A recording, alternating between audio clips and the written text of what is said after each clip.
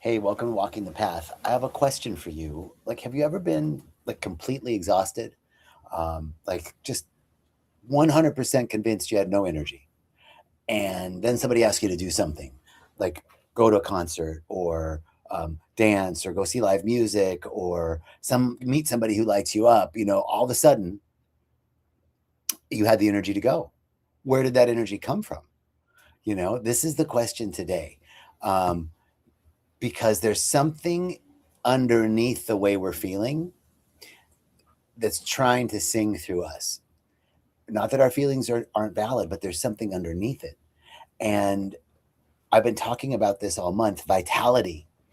Um, and vitality this month, August was the month of vitality. In the first week of August, we spoke about vitality, as something that is already there. It's already within us. It's not, and when I talk about vitality, I'm not just talking about physical energy, or being more productive or just walking around enthusiastic, hey, Auntie Mama, what's up?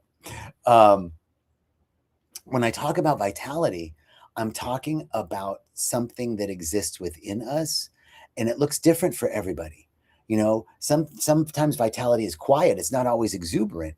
Sometimes it asks us to say no or to say yes or to set a boundary. It doesn't have one correct appearance. But when we began the month, what I wanted to talk about was that vitality is an invitation to remember that that's already within us. It's like the life force is already within us. If that wasn't there, nothing could do it. Rest, sleep, meditation, prayer, couldn't do anything because none of those things create life. Life is within us. That's the vitality that's within us. And so the question is, what makes us come alive? It's already in us, but there are certain things that make us come alive. What are those things? What is that? And that was the idea the first week of the month. The second week was it's already there. So how do we nourish it? What's nourishing to our soul? What are we really hungry for? When we have habits or things that we're trying to shift, you know, what do we really need? What do I really want? What does my body need? What does my heart need? What does my creativity need? Um, what does life in me need to be supported? And then we moved, the next week was to receiving. How often do we have a hard time receiving? So many of us learn protective patterns like hyper independence, um, being the one that takes care of it all, being the one that's got it all figured out and has it together. You're the one, right? And so when somebody offers to help you, the automatic reaction is, no, no, no, I got it. Really, you want the help. But sometimes the help threatens the identity that we created because of our wounds, right? If I didn't feel loved or I didn't feel enough or I didn't feel like I belonged, I figured if I controlled everything, then I'd be in control of how accepted I am. Or if I was able to do everything on my own, then I wouldn't be imposing on people. And whatever that was, that's what makes it hard for us to accept a compliment, to receive support without immediately deflecting it or insisting that you're fine, or to receive joy without waiting for the other shoe to drop. That's a big one. Does anybody have that out there? Like, okay, things are going good, but for how long? They can't stay this way, right? Waiting for the other shoe to drop. Thank you, man. I miss you too. Um, so that was the third week. And then this week, we're talking about expression, right? Hey, brother, how are you? Or Zariah, good, good. Sorry, not brother, sister. How are you? Happy to see you. Um, this week is about expressing it. Like vitality that's within us is seeking to be expressed. It has to take a form. Like the seed naturally becomes a tree, love becomes a hug. Uh, the breath becomes a sound. Something in us wants to be expressed. How do we express it? What's the inner truth that wants to be expressed to support our vitality? Maybe that inner truth is a conversation. Maybe that inner truth is a boundary or a decision. Maybe it's a song. Maybe it's a new rhythm. Maybe it's just being fully present on Thursday afternoon. What is it that life wants to sing through you? And notice I didn't ask what should you accomplish or how do you become the best version of yourself. What if there's no other version to become. Maybe there's nothing wrong with the version that's right here, right now. You know, hey, Candace, good to see you too. Um, what we're really talking about in terms of expression of vitality is what are we available? Like life is already trying to express through us. What are we available to? How much of it? The goodness is here, the joy is here, the love is here, the beauty is here. Are we allowing ourselves to receive it? Here's a great example of that. Viktor Frankl, who wrote Man's Search for Meaning, talks about witnessing a sunset from a car. He was in a train being transported from Bavaria to Auschwitz. He's been in this train for 3 days. They can't sit down. There's not enough room to sit down. They're defecating on the hay. Awful. Unimaginable circumstances. And he looks out the window of the train through the bars and sees this stunning sunset.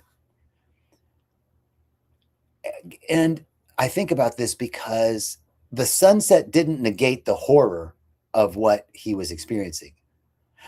And at the same time, the horror of what he was experiencing didn't negate the beauty that was there.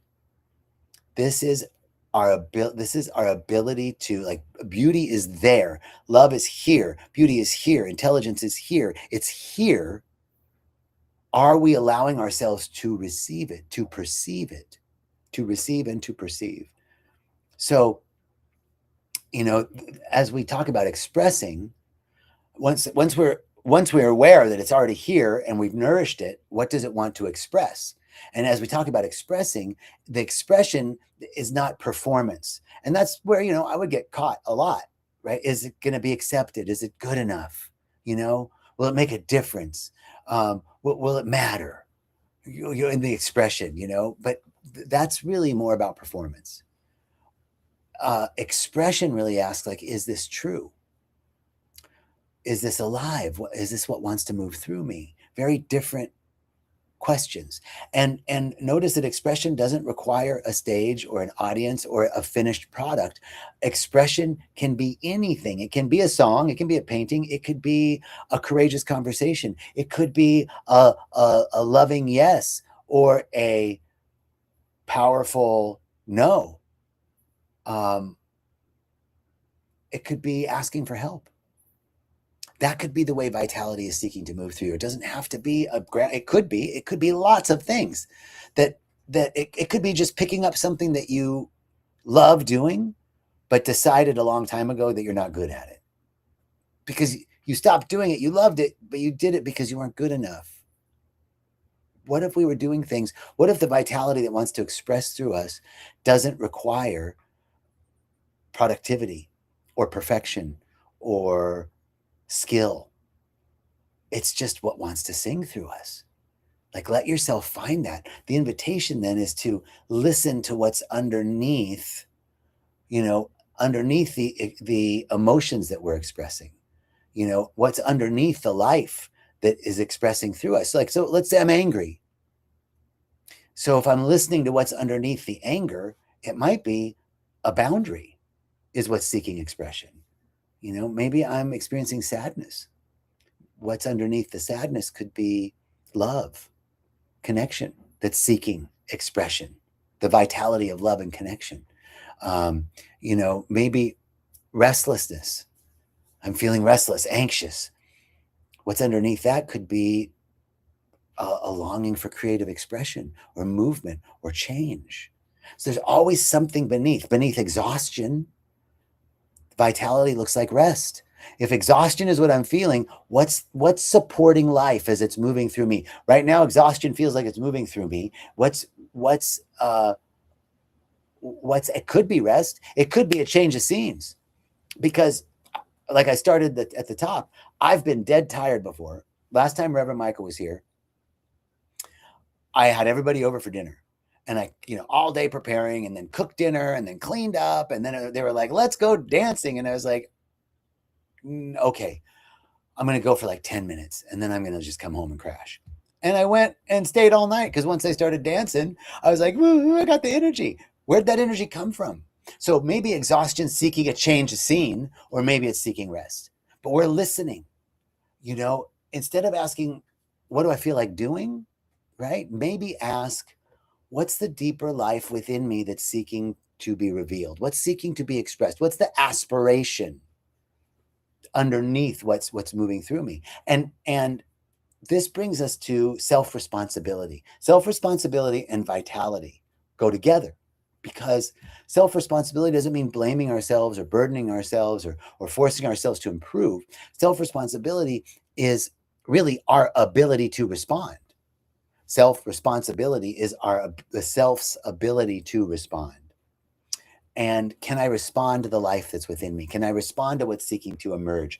And here I want to bring in a very important arc: acceptance, self-acceptance, self-love, self-compassion, self-responsibility. Self-acceptance says all of me belongs. The part that's exhausted, the part that thinks I shouldn't be, all of me belongs. Self-love says what's alive in me deserves to be cared for. It deserves to be honored. Self-compassion says I don't have to shame myself or force myself or punish myself into expressing. And then self-responsibility says I'm willing to give this life somewhere to go. It also reflects very spiritual principles that I've been working with, which is acceptance, joy, and oneness. Because self-acceptance, again, says all of me belongs. Joy, which is a natural aspect of vitality, one aspect of vitality, says I allow life to move through me. And oneness says the life moving through me is already whole. Edgar, my brother, good to see you, man. So vitality is not something that's private, right? Vitality has to be expressed. My brother Edgar's on here. His vitality is expressed through comedy on the stage, right? If he didn't go out, he'd be a real pain in the ass, because all he would want to do is be telling you jokes all day. Well, he still wants to do that. But if that self-expression of his satire and observant eye on the funny things in life wasn't being expressed, it would be like a stillbirth. Something in you wants to be expressed. Something in you wants to be alive. What is it? And, because a flower doesn't withhold its fragrance. A tree doesn't eat its own fruit. You know what I mean? Like, it wants to be given. You can't eat your own fruit. That's very bad. If I could eat my own fruit, I wouldn't be on this thing right now. Okay. If I could eat my own fruit, I wouldn't leave the house all day. Anyway, back to... Okay. Wow. All right, folks. Thanks. Be here next week. So something wants to participate through me. Don't sit at home all day and eat your own fruit. Let somebody else eat it. It's more fun. Okay. So how are you going to nourish this vitality that wants to move through you? How are you going to express it? How are you going to let it sing through you? Is it, for me, I recognize that I really come alive. Dude, that was no, you can't take credit for that. Okay. All right. I'll let you be vital, baby.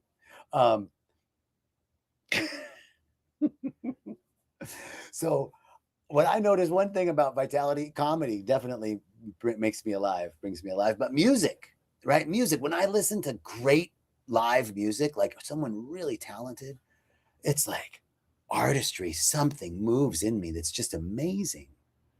And I'm just noticing that I'm sweating. Sorry. It's hot. We're in Costa Rica. And if I could do this without a shirt on, I would.